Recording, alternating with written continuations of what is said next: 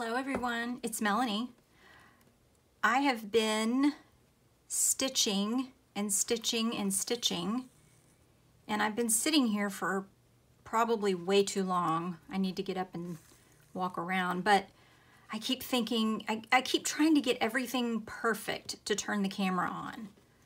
You know, oh, I've got to have this, I've got to have that, and then I think, okay, I'm gonna get this done, and then you know what? It's been a week. That's what it feels like. Anyway, so I have been sitting here for like the last 2 hours trying to get to a point where I thought, okay, I'm ready to turn the camera on. I know what I'm gonna do, that kind of thing. Oh, and the dogs were being quiet, which now they're not. But I just decided that wasn't working for me because it just kept turning into hours that I didn't turn the camera on. So I'm just going to turn it on just right now, and hopefully I'll actually upload this video. So I hope everyone's doing well. I have been stitching like a mad woman lately. After doing those other fabric journal covers, I was ready, you know, I did that Nellie Wortman class that I linked to in one of my videos, and after I did that, I tried quite a few, you know, journals like that, and I made some things I really like, and then I was ready to try something different. But I was watching, last week, or it may have been week before last, I was watching Gina at the Rebookery, and she mentioned a May-Krenz class, online class. And I'm a huge fan of May-Krenz, but I didn't know that she offered online classes. So I immediately went over and purchased her Slow Stitched Journals online course. And because I adore her look. I mean, I love it. I love it, love it, love it. And anyway, so I have been down that rabbit hole for a while of the May-Krenz class, and it was probably only, I don't know, it was maybe 3 days after I bought that one, I bought another one of her classes, Journaling Layers. So I have been going down this rabbit hole, working on the journals from that class. And what I'm loving about it is it's definitely one of those classes that you can you know, pick up some really, really good inspiration and then turn it into your own thing. And that's kind of the stage where I am now. The very first journal cover that I made in her style, I really tried to follow the course very closely. You know, just do it like she said to do it. And I'll show you the cover, the first cover that I made. Actually, in the course, she has you start with pages for the book. So I actually made pages for the book before I made the cover. And let me see. Okay, so here's the first cover that I made. And I don't think I can zoom. I'm zoomed out all the way. Here's the first cover I made. And it's just covered in stitches and beads and laces and embroidery stitches, and I did some little applique kind of pieces, sewed on some cantha quilt, which she uses a lot of. It's all just hand stitching and goodies that I stitched on and whatnot. So the pages that I actually made to go inside this journal, which I made first, The pages that I made were actually really pale, lots of lighter pinks and light blues and a lot of gold. And for some reason, once I finished this cover, I just didn't feel like the pages that I had made matched this cover. So I decided to make another cover. Oh, and incidentally, this cover was a little bit too big for the pages that I had made. So then I made this cover, which I made specifically in lighter tones, you know, more pastel colors and gold, lots of gold. So here's a kind of close up of this. This cover I actually finished, you know, I sewed the back of it on and everything. So this cover is also way too big, in my opinion, for my pages, for the pages that I made, excuse me, for the pages that I made in the class. So I have two issues now that I've got this one finished. One, I think it's too big for the pages that I made. And two, the kind of pages that I made, that she has you make in the class, it's not like a journal that you go back to. It's more of an art piece. It's more of a coffee table book. And I love this cover. I love the way it feels. I love this, oh, I love it so much that I kind of don't want to turn it into, you know, an art piece that's just going to sit on my coffee table. I want to use it. I want it to be something that, you know, I have a reason to handle it all the time. And if it's just a, you know, an art piece on my coffee table, I don't think I'll do that. So now I'm thinking, oh, well, I don't know that I even want to put the pages that I made inside this one either, because I'd love to make a different kind of journal out of this. Something that I would use more often and handle, because I just love the way this feels. I mean, the back is made out of an old quilt, a vintage quilt, and I put 2 layers of burlap inside. And my cover is not exactly, the front is her construction. The spine and everything is my own. I didn't follow the lessons for that. But anyway, so those are the 2 stitching covers that I've made. And then I started doing some new little patches of pieces. This I did, most of this I did last night. I started with just layered up the fabrics, and then actually I started with just this on the linen, but it's just a piece of solid fabric that I cut in a circle. So I did this part, and then I really wanted more structure, so I added the green to it. And this, I would say, is the closest I have ever come to actual slow stitching. I don't consider myself a slow stitcher. You know, I have the book. I have to be 100% honest. I've had the book for a long time, but I have only looked at the pictures. I haven't read it. But this, I was answering trying to answer comments on my videos last night, and it ended up, I've been really introspective lately about some things anyway, and the comments kind of got me thinking. And so the vast majority, actually the rickrack and this purple piece right here and these beads and all of those 4 things, 1, 2, 3, 4, those 4 things I sewed on today.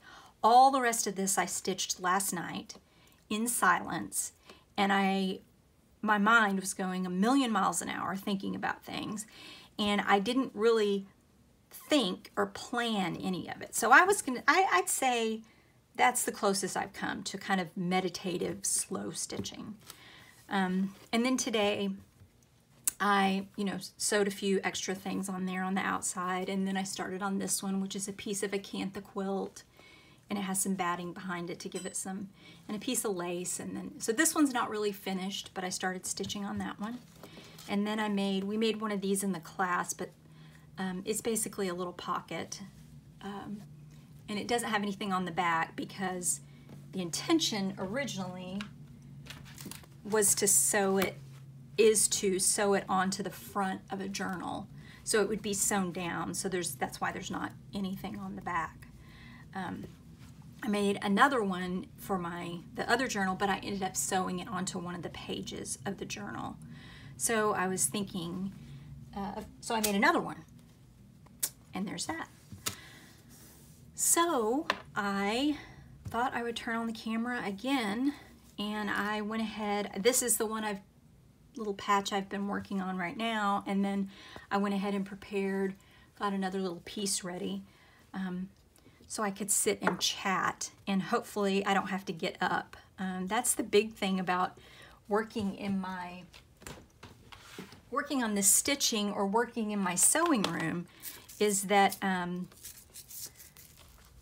I'm up. I get up a lot. I get up and move around the room and get things from different places and stuff like that. And so it's hard for me to just stay, like stay seated, stay in one place. Let me put this on with I'm gonna put this on with a beading needle. But I thought I'd turn on the camera. I literally have just been lost down that rabbit hole watching her classes, and I don't know, thinking about stuff. I'm gonna just sew some beads onto the front of this. The camera where I have it placed is like right above my brow bone, right above my head, and I'm afraid I'm gonna hit my head on it, but so let's see, what could we chat about? So making the journal that Kelly does in that class, and I'll link to her website with her online classes down below in the description. I'm not a very, I've said this before, but I'm not a very sentimental, touchy-feely, sappy kind of person. I don't know why. I don't know, I'm just not. So, but I love other people's journals where they're talking about, I don't know how to, their inner feelings and stuff like, but I just don't have anything to say like that. I don't know, it's just not me. It's weird, but I really love it, and I wish that I did have something to say. But I don't know. So it was kind of a stretch for me at first, working through some of the exercises that Kelly has you do.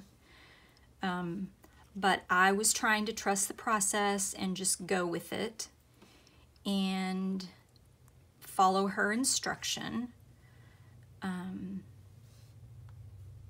And in the end, I kind of came out with, it led me through the process of doing that, of going through and following through the lessons and doing what she was saying to do. It gave me a lot of ideas of ways that I could journal like that without, despite the fact that I don't,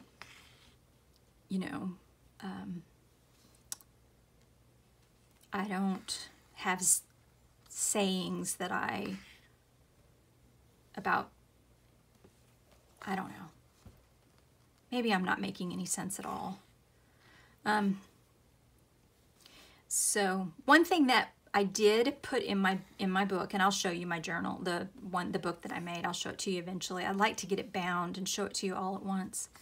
One thing that was interesting, I was working on pages from that class, and my husband and I went out to eat, and I was telling him when we went out to eat, that I bought another class and was going through it, and I told him that it was interesting to me that I keep buying these classes and doing these online classes. I love them.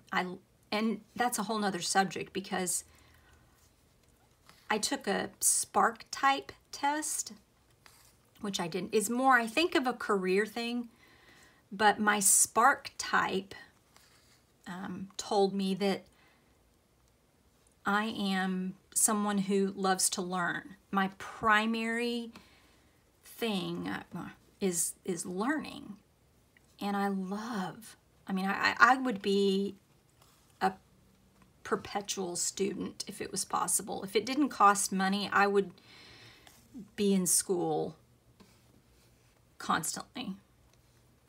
But I told him it's interesting because I love buying these classes. I love watching them. In this case, I didn't learn anything about embroidery that I didn't already know. I didn't learn anything about sewing, painting. You know, it was all of those techniques, how to do those techniques. Those are skills that I already had. But what I learned from it is putting things together in ways that I never thought of or would not have thought of. That's what I love is, you know, I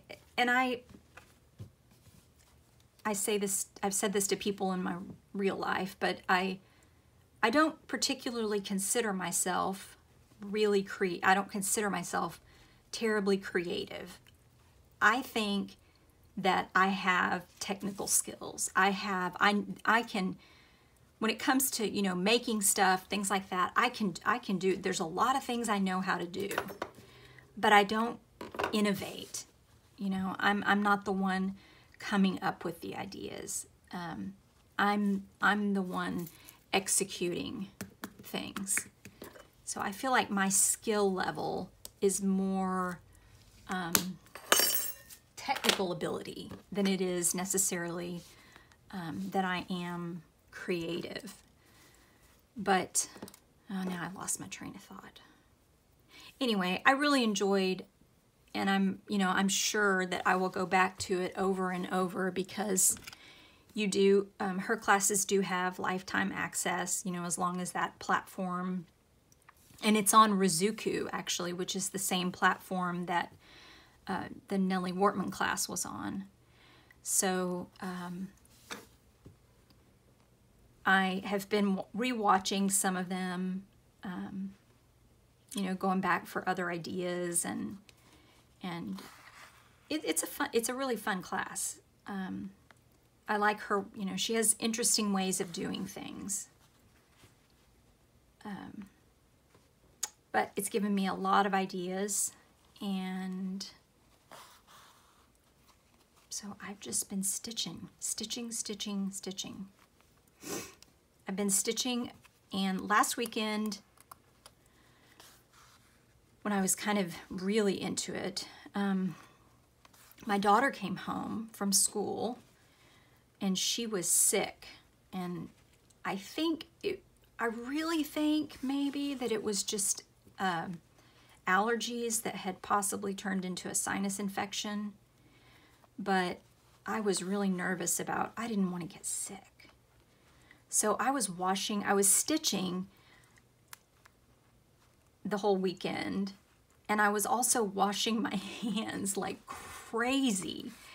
So between stabbing myself and, you know, sticking, like, this finger hurts so bad, you know, shoving, I just did it again. I was just going to show you, and I just stabbed myself again. Now I'm bleeding. Okay, well, that finger really hurts, and now it's throbbing. Like, it hurts all the way down to here because I just did it again. I was just going to say I shoved the needle by accident up under my nail, so this finger is really sore. Well, I just did it again when I showed it to you, when I showed you what I did. So now it really hurts. But between all of the holes I kept putting in my fingers, I was washing my hands constantly. So because she was here and was sick, so I was drying my nails out, and then my nails started breaking, and oh my goodness, first world problems, I know. But I've kind of, with my, like with this finger, I've got to put, I have to remember to put my thimble on, because I had poked it so many times that I could hardly feel it when I stabbed myself again. And at one point I was doing something under the, you know, I was poking up from the backside like this, and I didn't have a thimble on. And I thought, oh, ouch, because I thought maybe I had the needle upside down, and I had poked this, stabbed myself with this part of the needle into my finger. And when I flipped it over and looked at it, it was the eye of the needle, and it had punched down into my finger. Oh. So, man, this stitching is, stitching's dangerous stuff.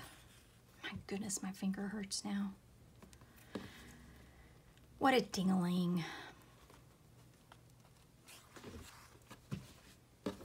But do I stop? No.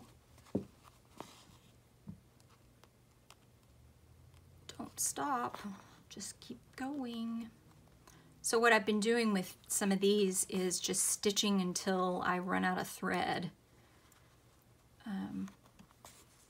The smaller the piece, though, I'm used to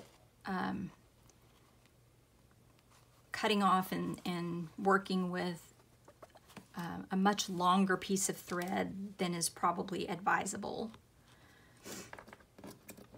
But when I cut off too long of a piece of thread and I'm working on something really small like this, then I get sick of the, you know, I'm like, I don't want to put this thread anywhere else. So I have to, that's probably good.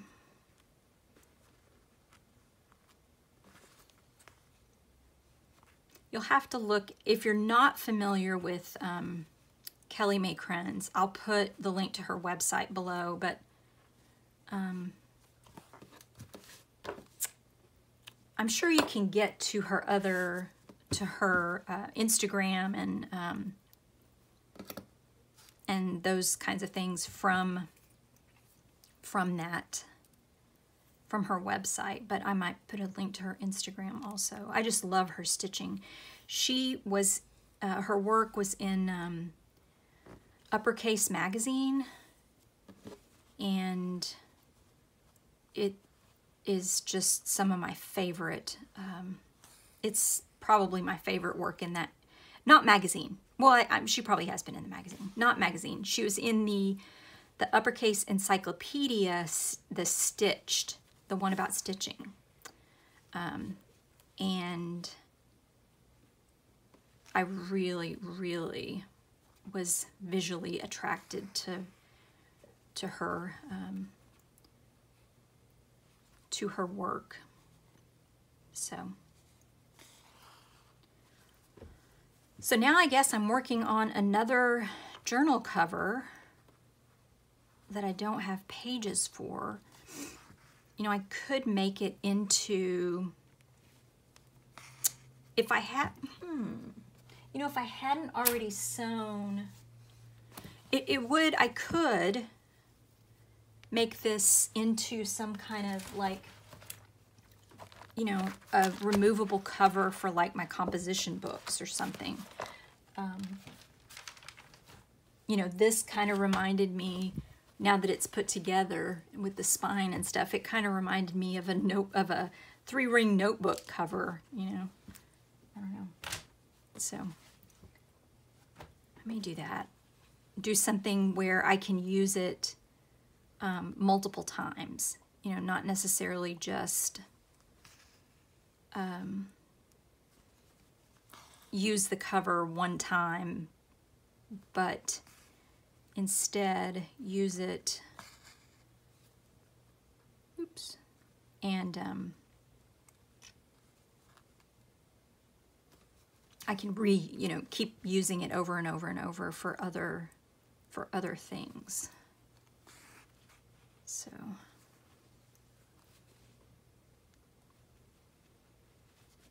they kind of take a long time. It's a lot of stitching.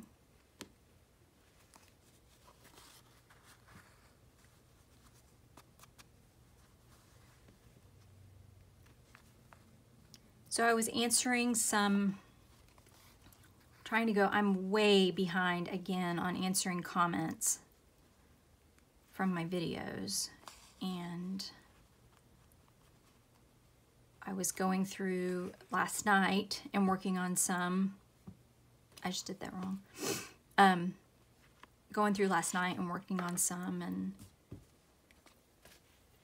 I knew that the video of my craft or my sewing room would probably attract or be watched by more than just my regular set of all my sweet subscribers that I hear from all the time.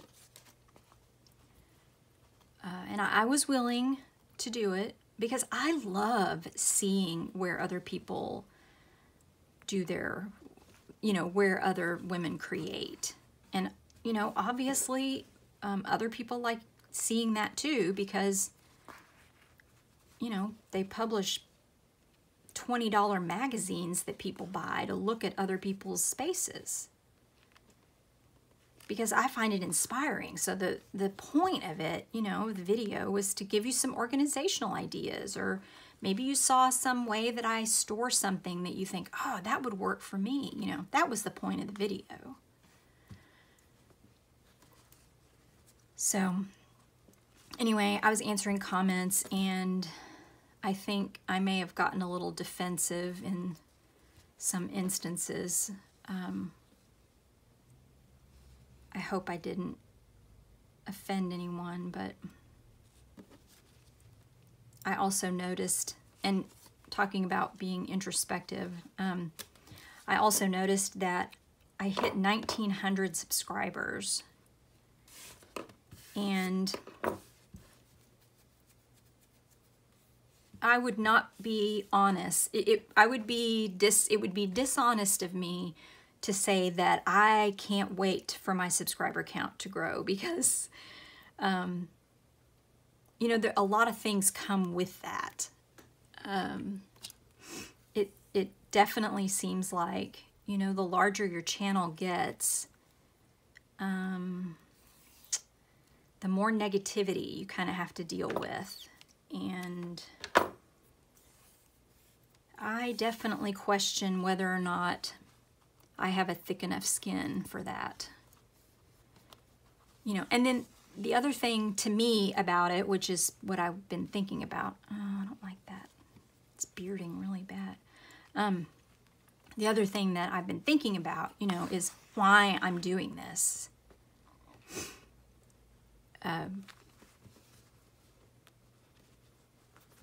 Why am I making these videos?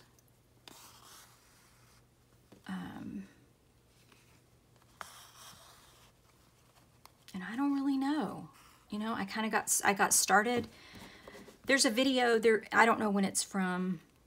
There's a video, a really old video on my channel from years ago, making little junk journals.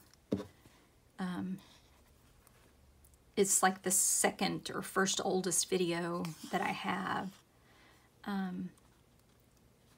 But then I started making videos again, Christmas before last. I entered some of the Dear Julie Julie journaling challenges, and you had to make videos, or she encouraged you to make videos to show your work. So that's kind of how I got started, was recording the entries for the journaling challenges. And then, after that, you connect with an audience of people that share your interests, and I just want to keep connecting with those people, because I don't have friends in real life that share my my love of books and journals and stuff. You know, I have friends that I go to quilting retreats with, that sew, and up until, you know, like a year and a half ago, I had friends in my needlework group that I belong to, and watercolor classes that I attended for a few years. But I don't know anyone personally who is into this, you know, tearing up old books and making new ones. So a big part, I think, of why I keep making these videos is I like interacting with you guys. It's one thing to be on YouTube and watch and comment and that kind of thing, but it's really fun when you can put, you know, I can put something out there. I don't know, it feels like it more completes the conversation, you know, than just being able to comment on other people's videos and stuff. So that's one of the big reasons that I do this, because I want to connect with people that I share interests with. And then once I started doing it, you know, there's been a number of times that I've said, you know, to my daughter, I don't think I'm cut out for this, you know. And my daughter said to me, she said, please keep doing it. She said, if nothing else, do it for me. So that kind of got me thinking, you know, there are that's probably the number one reason that I keep doing this. And it's not even that she watches these videos, because I don't think she has time. You know, she's in school, she's carrying a full load of classes, and I don't think she has time to sit and watch my videos. But the thing that I like about it, and I know that she's thought about this too, I'm sure, is that, you know, unless something crazy happens, these videos that people put on YouTube, they're not going anywhere. I mean, it's entirely possible that these videos will outlive me. And, you know, I don't know. How cool would it be for me to go watch a video of my grandmother stitching and talking about stuff? Now, my grandmothers didn't really do a lot of stitching, but if they did, you know.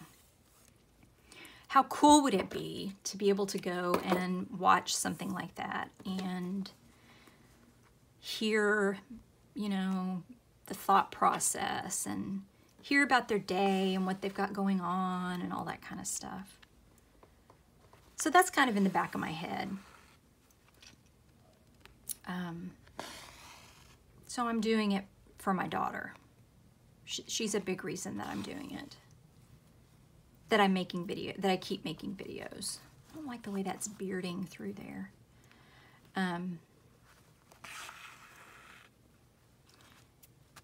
You know, a big reason that people make videos on YouTube is for money. I'll tell you right now, I am not here for the money.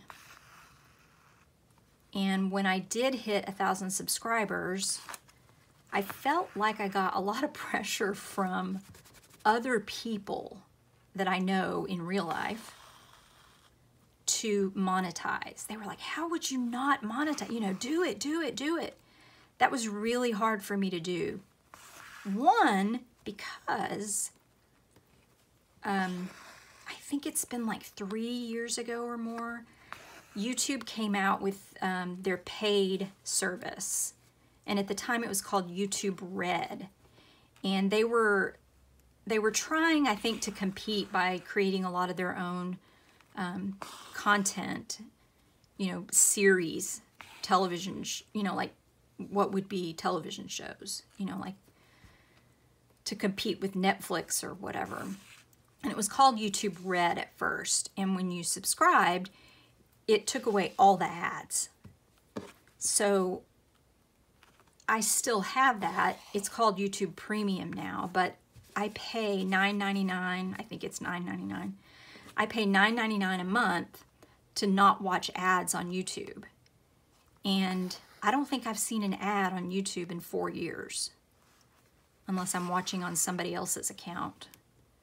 So it was really hard for me to decide to monetize because I didn't realize, you know, I'm watching other people's videos and I'd never see an ad, ever. So I didn't even know that they had ads, you know, I don't know. But anyway, that's why I did that. And I thought about that too. I thought about the whole money thing. You know, at this point, I haven't even made enough money on YouTube for them to pay me. You have to hit a certain, I think it's $100. You have to hit a certain threshold before they'll actually issue you a payment, before they'll pay out. And I haven't even hit that yet. So I was thinking about money. So I'm not really here for the money. But at the same time, I do want to be a contributing member of my family. And so any money that I do make, I either put back into like paying for the classes that I've been taking lately, the online classes. So anything that any money I do earn, that's usually where it's going to end up. Buying, you know, other classes and stuff. Or the primary thing is that, you know, my husband supports us. We're not affluent, but we're comfortable. We're fine. And without, you know, when I'm not working outside of the home. But we are trying to give our daughter the gift of being able to go through college without any debt, you know, without having to borrow money. And so we're trying to, but at the same time, she doesn't have a college fund. So we're trying to pay for college and get her through college without having debt. And so anything I can contribute towards that is definitely, I'm sure, helpful. What color do I want to put there? Do I want to use the green again?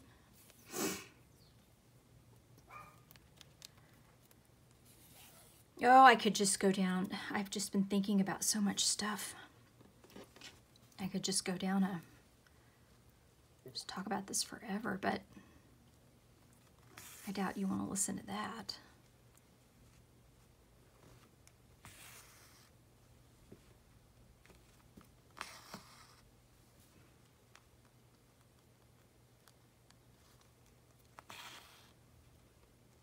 I really don't like the way this batting that I put on the back is coming through.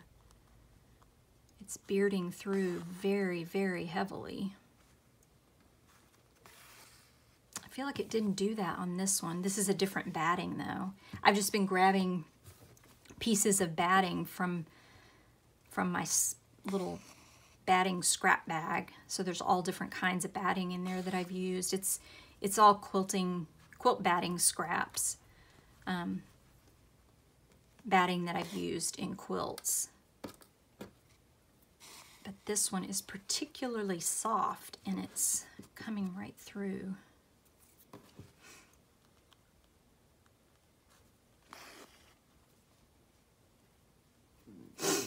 one of the things, that's my stomach growling. One of the things that I've been thinking about lately is this stuff that I make, how it's very pointless. It's especially pointless when I don't do anything with it. When I make it and then it just sits in a box, which is where a lot of this stuff ends up. I don't know, I've been thinking about that too. Oh, yeah. Something else that's always on my mind when I am making videos is I think to myself, you know, if I do need to go back into the, go back out into the workforce, I don't want anything on my YouTube channel that might keep a potential employer from hiring me.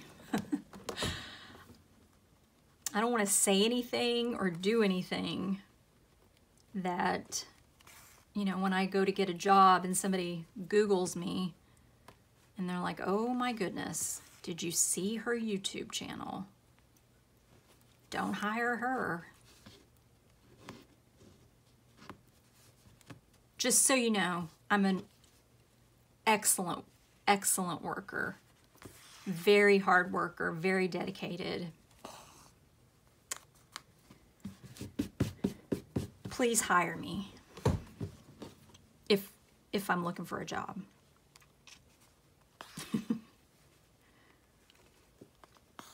Oh, I could just sit and do this stitchy stuff all day.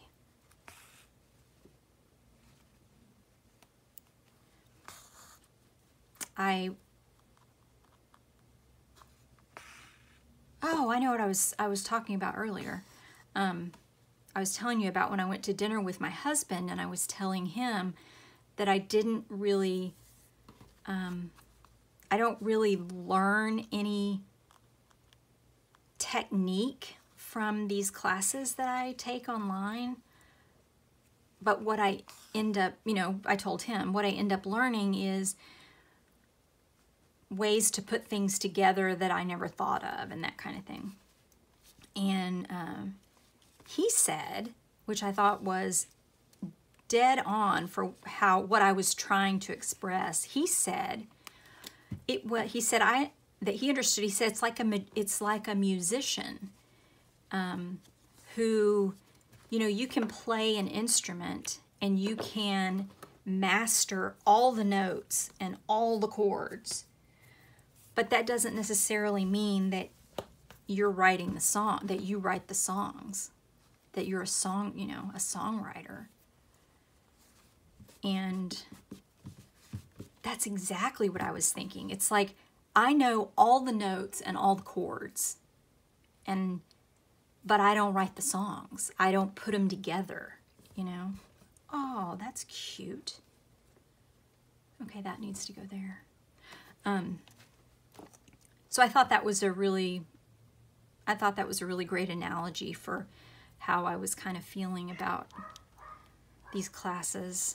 So I need to start writing my song. I need to take all this stuff that I do know and put it together and write my own song.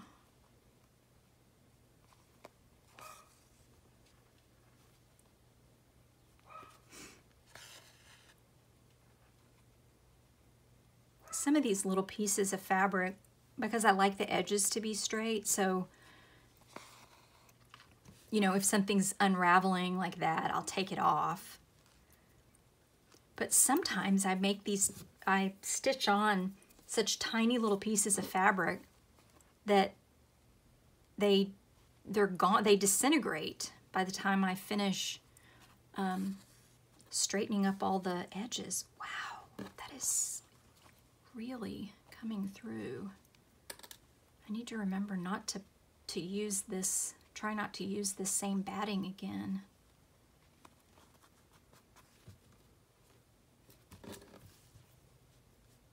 it's extra soft. I probably should just use, almost all my batting though is my batting scraps. They're probably all, I think actually that whole bag of scraps is cotton, because I keep my wool scraps with the wool batting. You know, the wool would be great in here. The wool batting would be perfect. It's a little bit stiffer. It has excellent loft. And I've only used polyester batting in a quilt one time, and it was a specific batting that's made to be really, really flat. I can't remember the name of it. Anyway, I've only used polyester once. I usually use cotton or wool. I like that on there. I found that little heart in a box that I had a bunch of little pieces of fabric and stuff in. So I'm liking this one, except for the fact that the batting's coming through.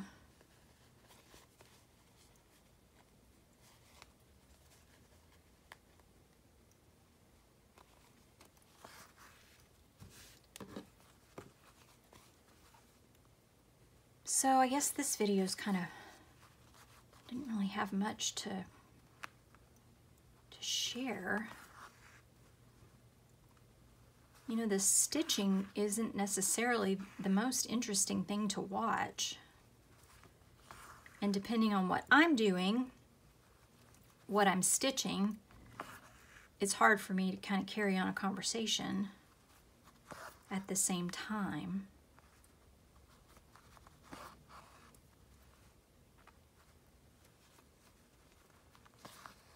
Depending on how much thought I have to put into it, into what I'm doing.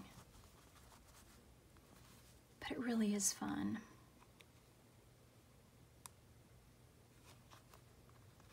I also enjoyed the part of Kelly's class, you know, working on the journal pages. It was more painting and, you know, paper involved. But a lot of stitching on paper, like embroidery type stitching on paper, which I haven't done a lot of. But some cool ideas with that. I'll have to look more into that spark type test that I took.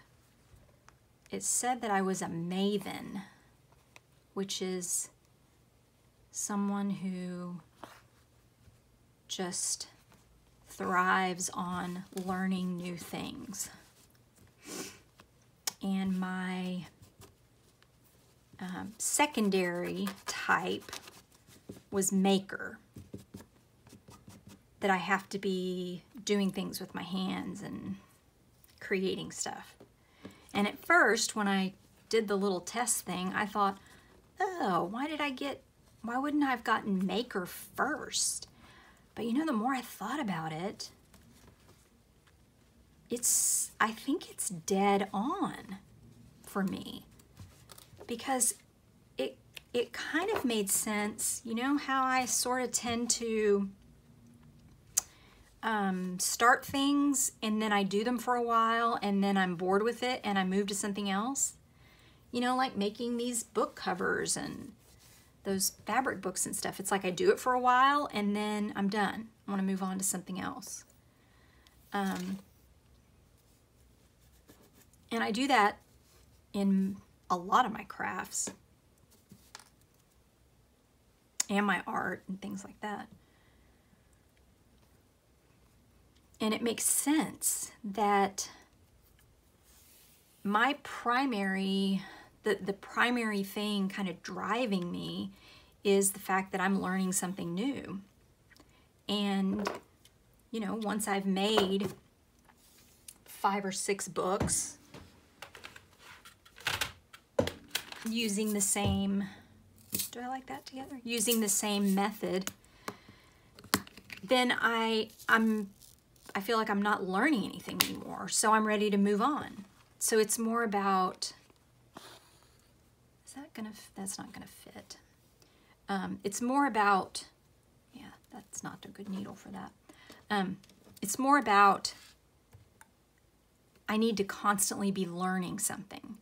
So if they fit over that, yeah, it might. Sorry, I'm all over the place. This is why I hadn't made a video lately.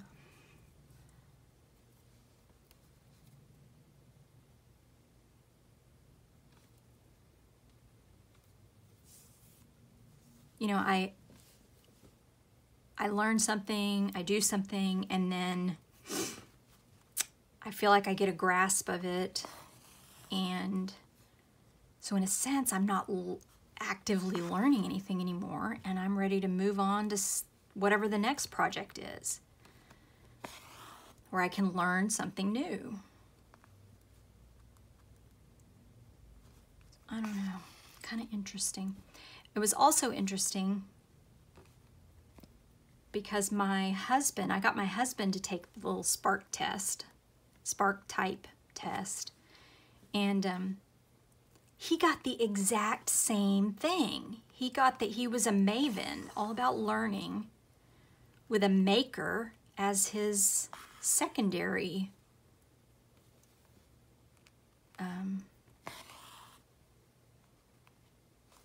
I can't remember what they call it. And I would look it up in my journal right here, but I think it's in my other journal. I didn't journal about it in this one. And when you take this spark type test, it's free. You have to give them your email. It's free. But then at the end of it, you can buy this $20 report on your type, and it's kind of geared, I think, towards career guidance. You know,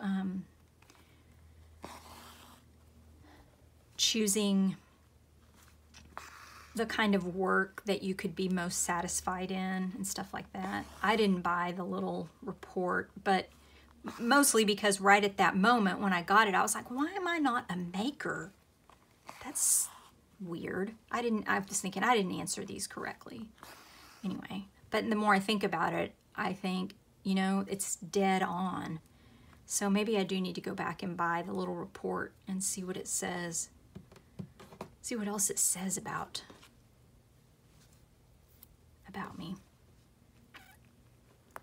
I like that insight. And it was really interesting to me that my husband and I were the same type. And I can definitely see that for him too. It works for both of us. How long have I been going? Oh my goodness, I've been rambling for almost an hour. Well, I guess I'm gonna let you guys go. I just kind of wanted to pop in because I hadn't made a video in a whole week. Now you know what I've been up to. I've been stitching both paper and fabric and my fingers, unfortunately. Okay, I can't find one now that will fit. But I am going to keep stitching, and maybe I will have something completed, put together that I can show you soon.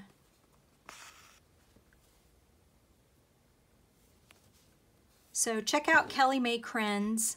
Check out her classes. Like I said, I'll link to her down below. And I hope you are all doing well and staying healthy, no matter where you are, with all this virus mayhem going on. You know, hope everybody's staying healthy. And I will see you all in the next video. Thanks, guys. Bye.